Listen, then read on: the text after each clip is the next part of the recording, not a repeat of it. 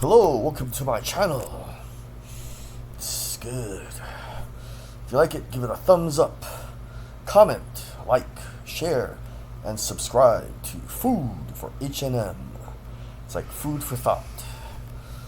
I think that the Holy Bible has many interesting stories, and stories, we can learn from stories. Not only are they interesting with values, they're exciting. God wrote the book. You may not believe that, but he inspired his people, the prophets, to write these words, and prophets obeyed perfectly. God knows how to write a story with a lot of violence and sex, romance, ups and downs, anguish, happiness. You know, like when King David recaptured the ark and he was bringing it into Jerusalem, there was much joy. You know, the people were cheering, we got the ark back, and King David was dancing with all his might. It must have been an amazing scene. So let us continue with Deuteronomy 10. Remember, we're reading through the entire Bible from cover to cover. It's like watching Star Wars 4, 5, 6 and 1, 2, 3. But that's if you read it from New Testament first and then Old. But if you read it from cover to cover like we're doing, where it's like watching Star Wars 1, 2, 3, 4, 5, 6 episodes. Okay. The title is Tablets Like the First Ones. At that time, the Lord said to me, this is Moses, the prophet, speaking. Chisel out 2 stone tablets like the first ones, and come up to me on the mountain also. By the way, it's Thanksgiving, so I can make more recordings today. Also, make a wooden ark. He is asking for a chest. Not this chest, like a treasure chest, a big rectangular container, or like a big wooden box, rectangular. I will write on the tablets the words that were on the first tablets, which you broke. Then you are to put them in the ark. So I made the ark out of acacia wood and chiseled out 2 stone tablets like the first one.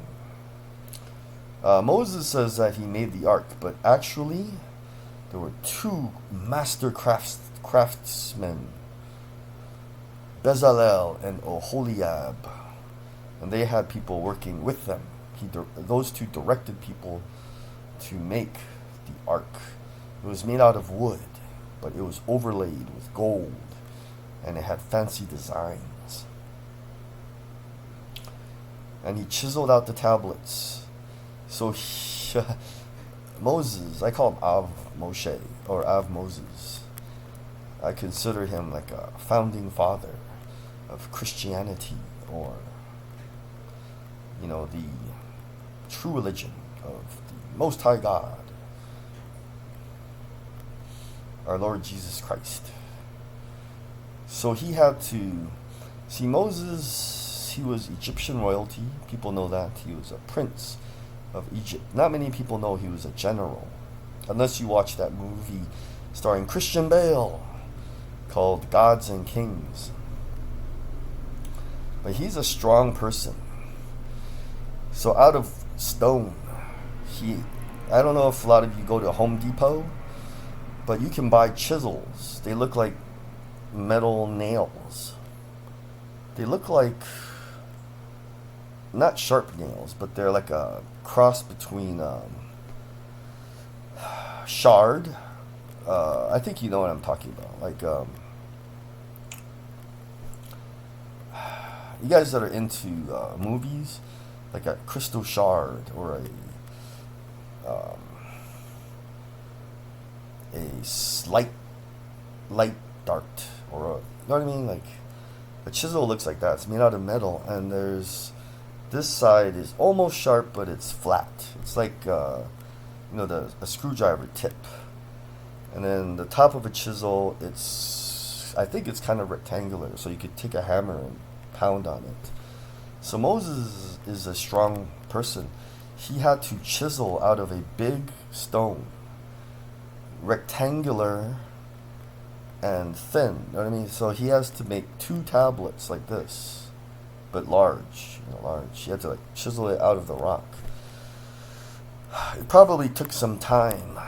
So then he took these 2 stone. He had to chisel them out of a stone. 2 stone tablets. And then he says in verse 4, the Lord actually wrote on them. So out of nowhere probably came this finger of God. It's like fire, and then it like boom, like wrote into the stone tablet. The Lord wrote on these tablets what he had written before. The 10 commandments he had proclaimed to you on the mountain, out of the fire, on the day of the assembly. And the Lord gave them to me. Then I came back down the mountain and put the tablets in the ark I had made, as the Lord commanded me, and they are there now.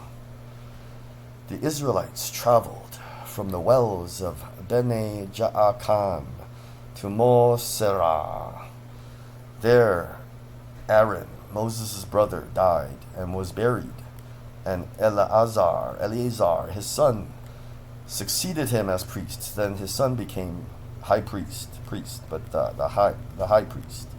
From there they traveled to Gudgodah and on to Jotbathah, a land with streams of water.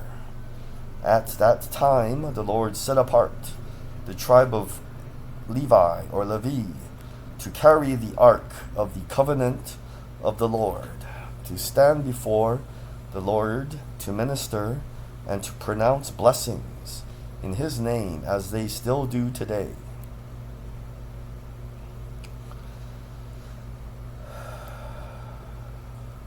That is why the Levites have no share or inheritance among their fellow Israelites. The Lord is their inheritance, as the Lord your God told them.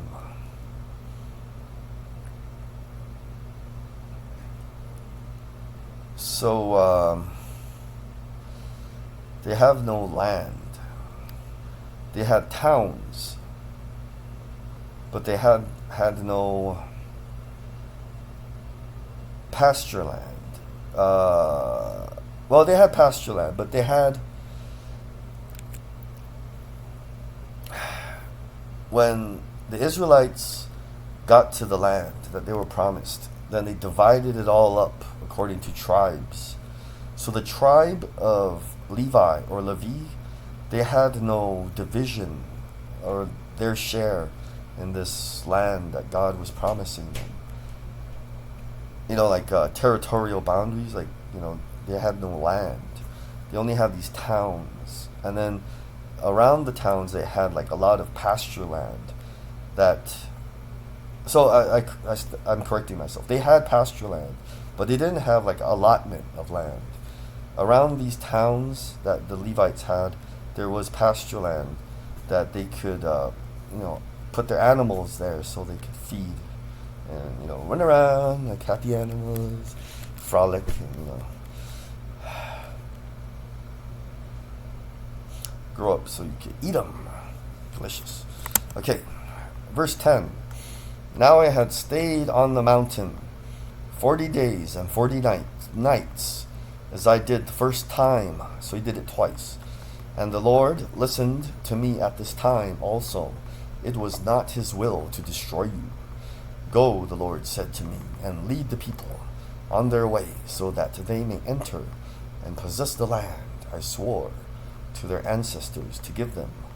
The next section is titled, Fear the Lord. You have to be afraid of the Lord. When you're young, you're afraid of your dad, because he'll give you a spanking, or he'll make you clean out the garage. My dad did that to me. Clean out the garage. We had a carport, but man, there were like spider webs in the corner and poop. Like little, I don't know what kind of poop was in the garage. And I had to reorganize all this stuff. So when you respect, when you fear your dad, like, and you fear God, then you will listen. You learn to listen. I said when you're young, you learn to listen to your dad, and then when you enter society, you're less likely to be a criminal. You know what I mean? So you obey laws. So sometimes when you're very young and you don't like that your dad is mean, not exactly scary, and then he does make you do things that you hate, you just say, "Thank you, Dad." Call him on Thanksgiving. Yeah, disciplined me, so I'm not a criminal, Well, some criminals are cool, but most people don't want to be criminals. They just want to work a 9 to 5, make a lot of money, have a barbecue on the weekends, get married, do the thing, and, maybe have kids, have a great life, go on vacation, I've watched movies. You have to see this movie called Face Off. Face Off. There's a criminal played by, a character played by Nicolas Cage. He's Castor Troy. And he's a master criminal, but he has no life. And he always has to be on the run, And then sometimes his relatives get hurt because rival criminals will shoot them all up, And then I know the average person, if you're younger, just maybe lend me your ear, The average person, you don't want that much excitement in your life, When you see the police, you run, or you have to try to stay ahead of them. And, you're just never at ease, And you can't do normal things because you can't be seen in public. Then everyone will see you. Hey, who's that guy? And the worst one in the movie, I remember, he was hanging out with his sister and his sister's son and like her husband, and then boom, boom, boom, boom, boom, like all these bullets started to come through the windows, and they were being attacked by like a rival gang. I don't know. I'm not remembering, but I think that his nephew died. Like got shot.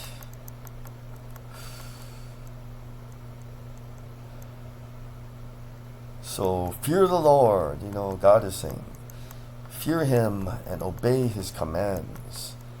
It says, walk in obedience to him, to love him, to serve the Lord your God with all your heart and with all your soul, and to observe the Lord's commands and decrees that I am giving you today for your own good.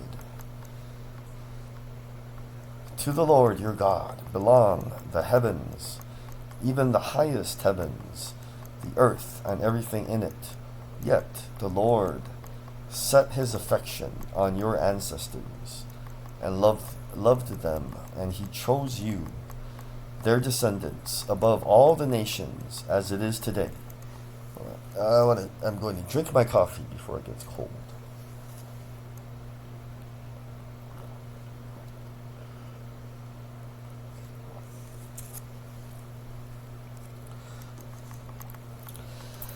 So the Lord chose the ancient Israelites' descendants. He chose them. They are the descendants of Abraham, Isaac, and Jacob. above all nations, above all these other guys. Remember I mentioned in the earlier video, if you haven't seen my earlier video, the nations, they are these Hittites and Jebusites, Girgashites, I think it's Girgashites, these other nations like Israel. Because remember, the Israelites are considered one nation. There were millions of them, so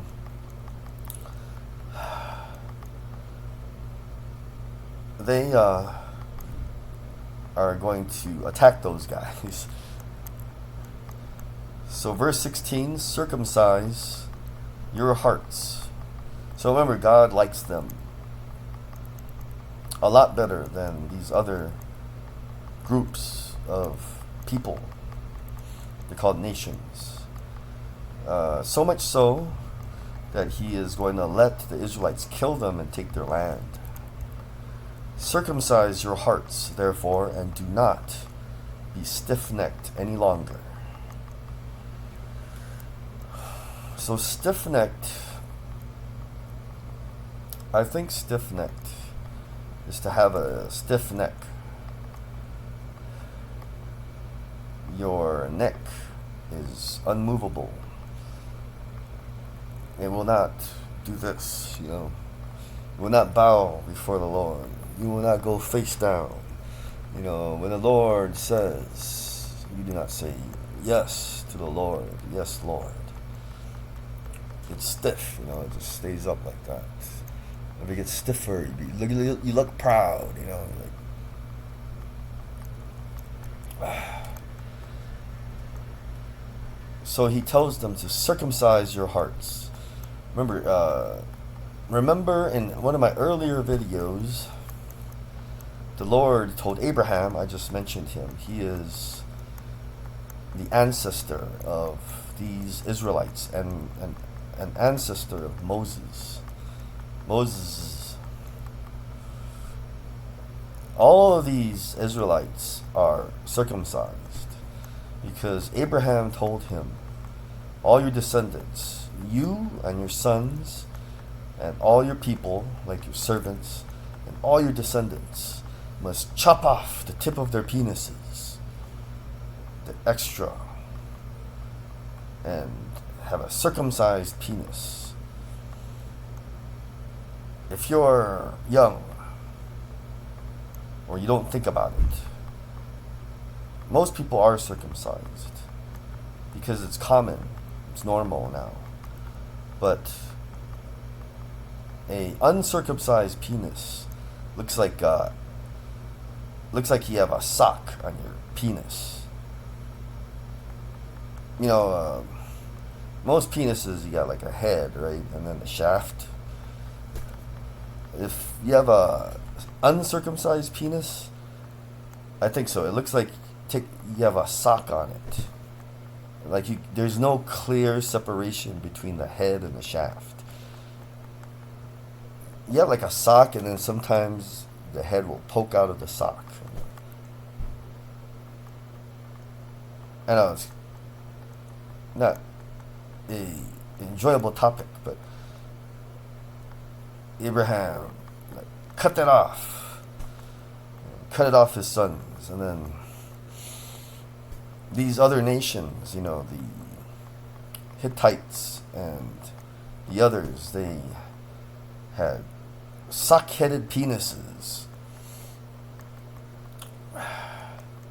But now in verse 16, he is saying, circumcise your hearts. So you can have a sock on your heart. And you gotta like cut off that extra pieces of your heart.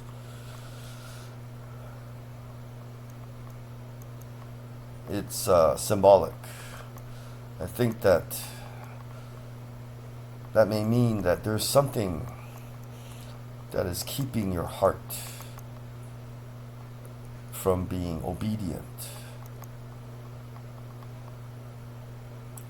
For the Lord your God is God of gods and Lord of lords, the great God, mighty and awesome, who shows no partiality and accepts no bribes. He defends the cause of the fatherless and the widow, and loves the foreigner residing among you, giving them food and clothing. So here it doesn't mean he especially loves them. It's people in the past were very unkind to foreigners. So the Lord, our God, the real God, the Creator, He mentioned earlier that you should try to treat them the same as yourselves. And you are to love those who are foreigners, for you yourselves were foreigners in Egypt. Fear the Lord your God and serve Him. Hold fast to Him and take your oaths in His name. He is the one you praise. He is your God, who performed for you those great and awesome wonders you saw with your own eyes. Your ancestors who went down into Egypt were 70 in all, and now, so there were 70 that went into Egypt, and now the Lord your God has made you as numerous as the stars in the sky.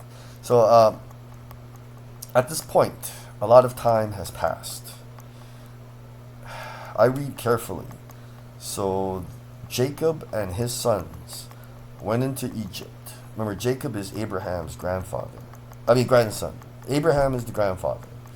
Isaac is the son, and Jacob is the grandson.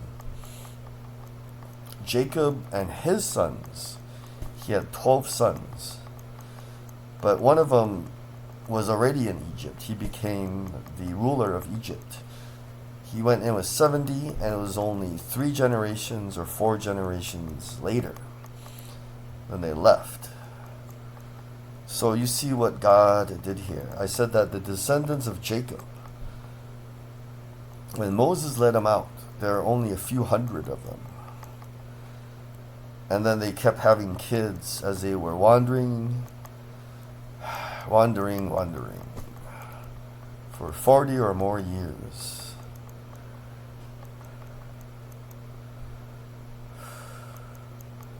Maybe 80 years, almost 80 years. I think that when Moses left Egypt, he might have been 40. Let's look at Google. How old was Moses when he left Egypt? Not when he died. He died at the age of 120. He left Egypt. Exodus. Oh, he was 80. Okay. So there's some confusion about how old he was. He was 80. Okay, so they only wandered for 40 years.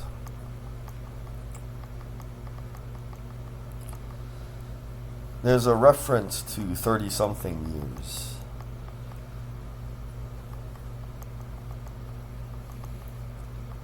So he was 80 years old when he led the people out of Egypt as a general.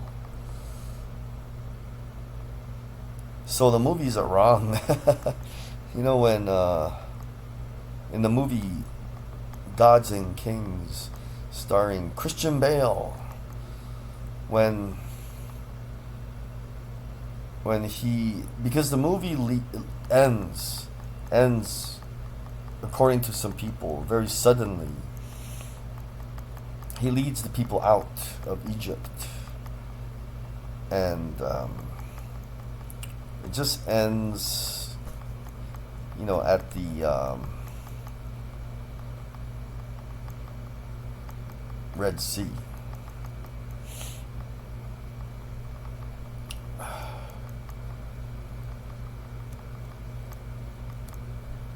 But he didn't look that old, you know. 80 years old is pretty old.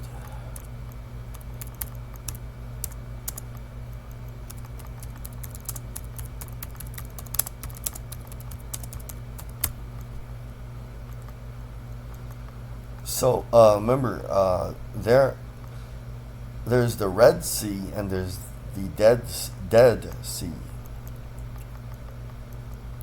The Red Sea, the color red, is the sea that God split, and Moses and all the people walked through the middle.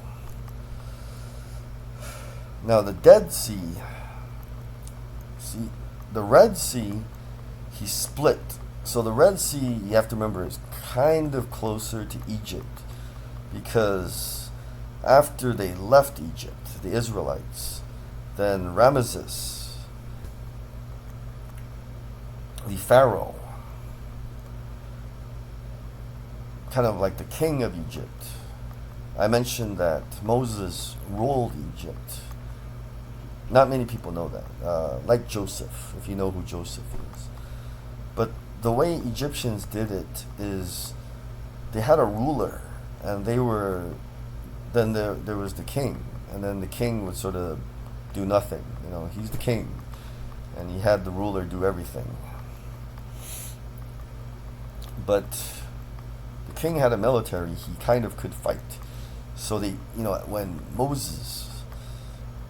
God and Moses, punished and beat them all up so that he would release the Israelites, the descendants of Jacob and other people that God knew would follow Moses out of Egypt. When God and Moses got Ramesses, the king, like the Pharaoh of Egypt, to let them go, they hadn't gone too far, and then he changed his mind again. He's like, I'm going to go chase after them with my gigantic army. So remember, the Red Sea is sort of close to Egypt, and then after the Israelites passed through the middle, then the Egyptians, Ramesses and his troops, followed them through the water, and then God just crashed, like boom, God, the Creator, the Lord, he just smashed them. The waves were up like this, and boom, he just killed all of them. Ramesses and all their soldiers, all his soldiers. So remember, the Red Sea is sort of closer to Egypt, and then the Dead Sea is actually in Israel, along with the Jordan River and something way in the north called the Sea of Galilee. So those are in Israel. So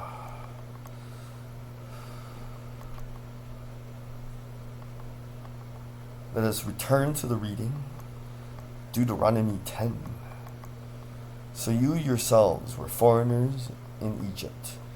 Fear the Lord your God and serve him. Hold fast to him and take your oaths in his name. He is the one you praise. Remember, he is your God. And I read that already, but he has made you as numerous as the stars in the sky. So isn't it cool? Moses is also a descendant of Abraham. That Abraham was promised by the Lord our God, who he called El Shaddai, God the mighty, almighty, that he would have many descendants, and there would be as numerous as the stars. But not all of them are really his descendants. I mentioned in 40 years they kept living and having babies, but there were only 100 of them. So you know what I'm thinking. Abraham's descendants, they're promised a land. God said, I will make you into a nation, a country. So I mentioned earlier, country has to have land, it has to have people, and it has the government, right? So that's what God did. He's, okay, you guys are going to that land. It's going to be a country. And the descendants of Jacob, Abraham, Isaac, and Jacob, they would govern. They would be the rulers of that land. And then there are all these other people. Many, many, many people. There will be the people of the land.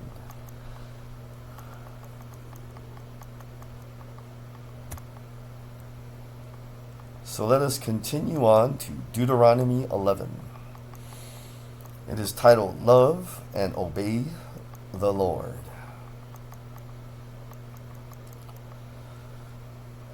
Love the Lord your God, and keep his requirements, his decrees, his laws, and his commands always.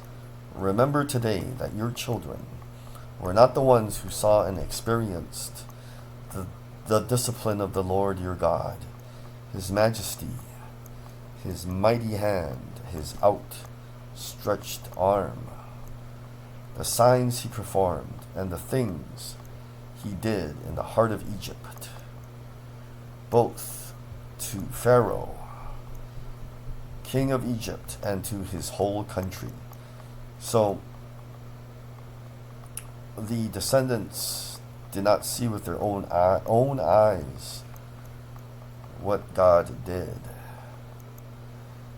what he did to the Egyptian army, to its horses and chariots, how he overwhelmed them with the waters of the Red Sea as they were pursuing you, and how the Lord brought lasting ruin on them.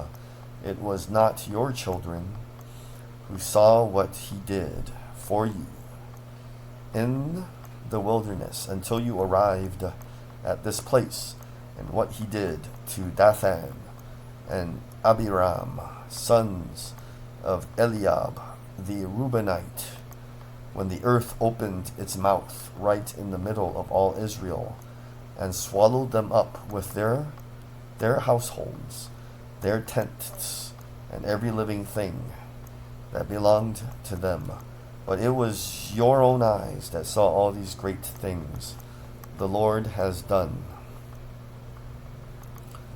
Observe, therefore, all the commands I am giving you today, so that you may have the strength to go in and take over the land that you are crossing the Jordan to possess, and so that you may live long in the land the Lord swore to your ancestors to give to them and their descendants, a land flowing with milk and honey.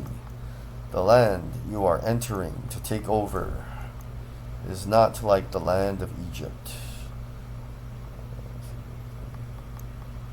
from which you have come, where you planted your seed, and irrigated it by foot as in a vegetable garden. So this is a better land. But the land you are crossing the Jordan to take possession of is a land of mountains and valleys that drinks rain from heaven. It is a land the Lord your God cares for. The eyes of the Lord your God are continually on it from the beginning of the year to its end. So if you faithfully obey the commands I am giving you today, to love the Lord your God and to serve him with all your heart and with all your soul, then I will send rain on your land in its season, both autumn and spring rains. So you wonder why Israel isn't that great? Because they do not obey the commands of the Lord. Neither do they really worship God, the Lord, because they don't believe in his son. They don't believe in Jesus. I mentioned from Genesis 1, God said, let us make man in our image. From the first book of the Bible, God says, not explicitly, but he is God in three persons. And Jewish people maintain that God is this God, one person, called the Father. They call him Avenu. I'm not really, God would say, no, man, I'm God in three persons. Yeah, what's wrong with my eye? And he has, there's the Son. The Father has a Son. And I mentioned that the Lord is Jesus. When you see the Lord in the Holy Bible, that is the Son of God.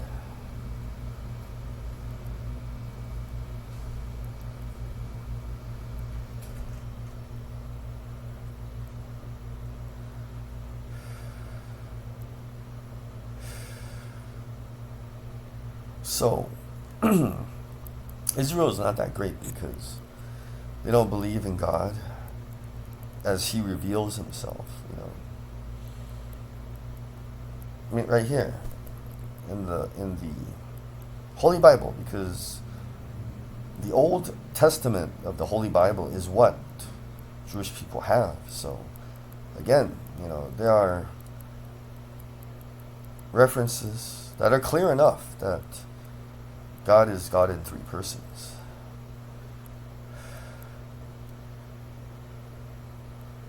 So, you serve Him with all your heart and all your soul, and He'll send rain on the land, both autumn and spring rains, so that you may gather in your grain, new wine and olive oil.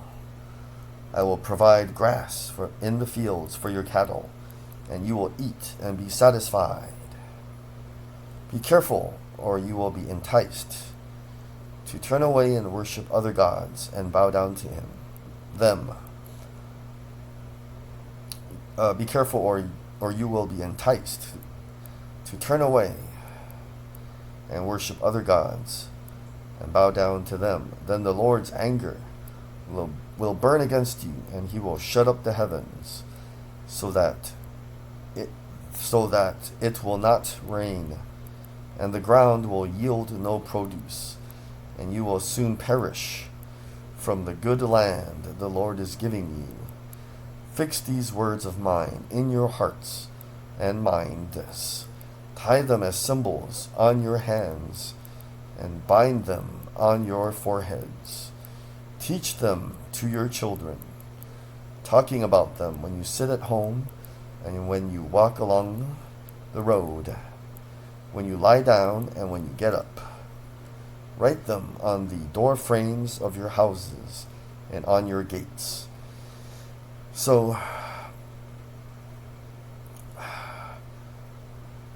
the Lord is saying, this is God the Creator. He is saying, this is Lord Jesus, this is Jesus. He's saying, these commands are very important. You have to teach them to your children and talk about them all the time. Don't forget them. Write them on the door frames of your houses and on your gates. So everyone in your household must know them. And on your gates there were these gates of the city. And at those gates, the important people of the city, the elders, would gather and discuss things. So on your gates means that within your city, for example, cities have assemblymen and councilmen. So your assemblymen and councilmen, they also know the commandments and don't forget them, and they remember them, so that your days and the days of your children may be many in the land the Lord swore to give your ancestors, as many as the days that the heavens are above the earth.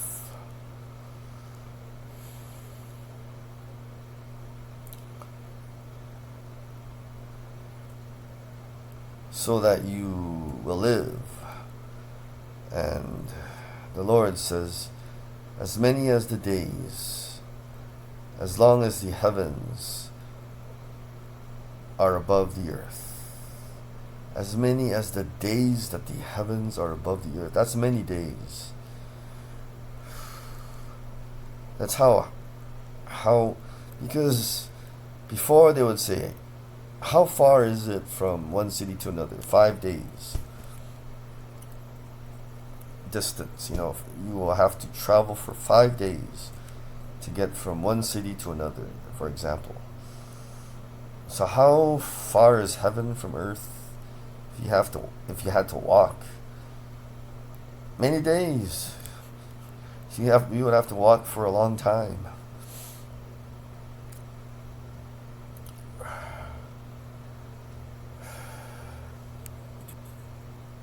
So if you don't forget and you remember these commands, You will live long in the land. Not only will you live a long time, but you will not lose the land. You will not be kidnapped by another,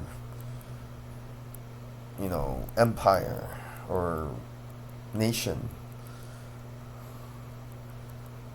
for example. Let's say they're staying happily in their land and they're strong and they're able to fight everyone off.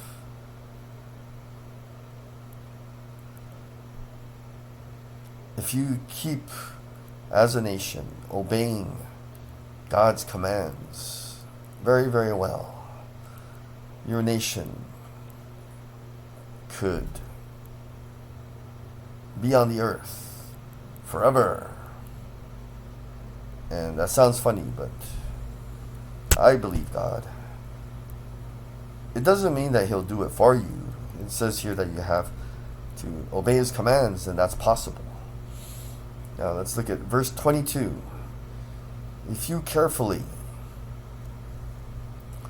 observe all these commands I am giving you to follow, to love the Lord your God, to walk in obedience to Him, and to hold fast to Him, then the Lord will drive out all these nations before you, and you will dispossess nations larger and stronger than you. Every place where you set your foot will be yours. Your territory will extend from the desert to Lebanon, and from the Euphrates River to the Mediterranean Sea. No one will be able to stand against you. The Lord your God, as He promised you, will put the terror and fear of you on the whole land wherever you go.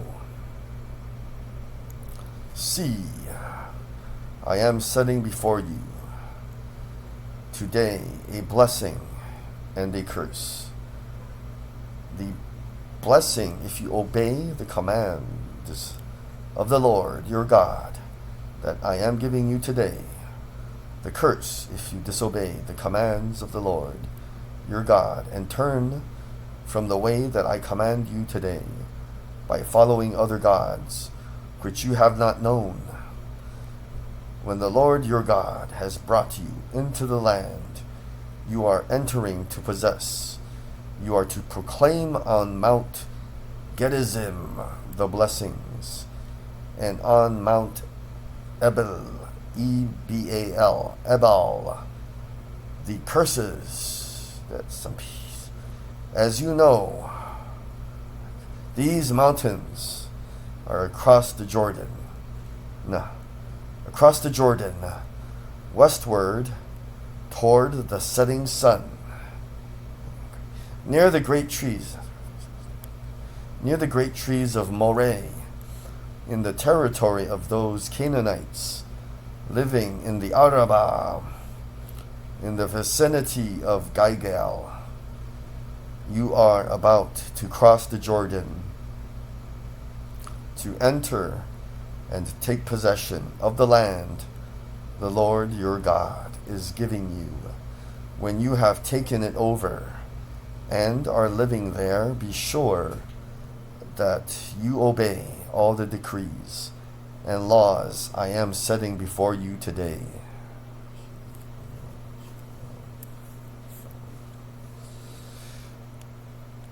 That is Deuteronomy 10 and 11.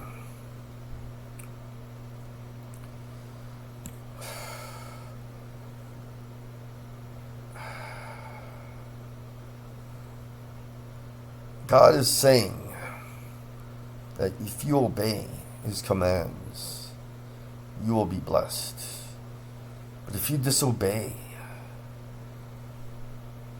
then you could be cursed. But there are two mountains, and we'll see how God uses these mountains